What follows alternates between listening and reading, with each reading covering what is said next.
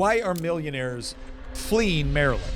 Now, many people think that high taxes on the wealthy are exactly what's needed in order to fund public services. But what happened in Maryland in 2008 tells a different story.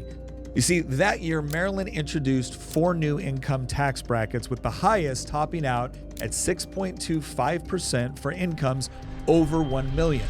Now remember, this is in addition to all of the other taxes that are also being paid. Now the expectation is that more revenue from the ultra-rich would bolster the state's finances in the aftermath of the 2008 financial crisis. But the reality turned out to be pretty different.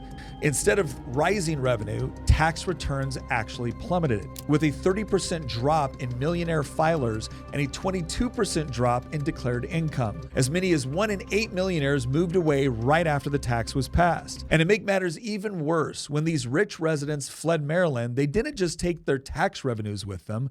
Think about the businesses or investments that also followed. Or how about just all the things that wealthy people tend to buy in their local economy?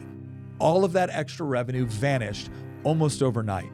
As a result, Maryland faced an explosive budget shortfall of $2 billion, and Montgomery County alone lost out on about $750 million. And it's not like politicians then shrank their budgets in order to make up for this departure of tax revenue.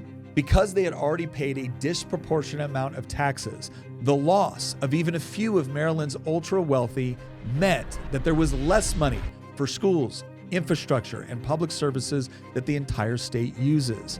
And while Maryland's tax policy aimed to generate more revenue, it instead opened the floodgates to a mass exodus of ultra-wealthy residents to states that have friendlier tax environments. Ultimately, the story of Maryland's missing millionaires reveals something the economist Frederick Bastiat discovered over 140 years ago about what you might call the seen versus the unseen.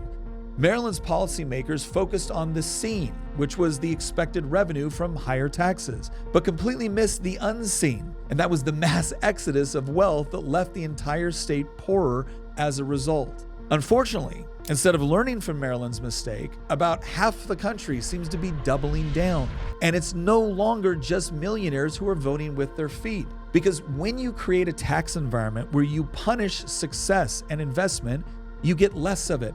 And it's not just the tax revenue that you lose from those millionaires, it's everybody else that misses out on opportunities, on jobs, and on just being able to sell products to people that would have bought them. So ultimately, if you want to actually generate more tax revenue, the way you do it is not by punishing success, but by fostering it.